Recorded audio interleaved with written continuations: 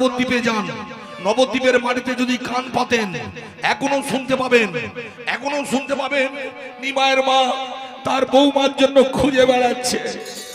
নিমা,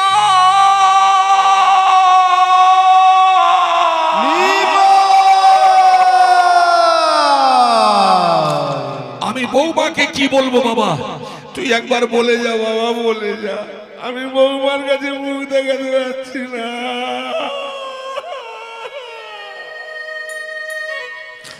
ভক্তমণ্ডলী মায়েরা, এবার আপনারা বলুন, এইভাবে আপনাদের ভগবান নবদ্বীপ ত্যাগ করে চলে গেলেন, সচিমাকে ত্যাগ করে চলে গেলেন, একটা নাবালিকা 14 বছরের দেবী বিষ্ণুপ্রিয়া তাকে অতল তলে ভাসিয়ে চলে গেলেন। এটা কি কোনো প্রয়োজন ছিল? তবু কিন্তু গিয়েছিল। কিন্তু আপনাদের কাছে প্রশ্ন, কেন ভগবান এইভাবে কাঁদিয়ে চলে গেলেন?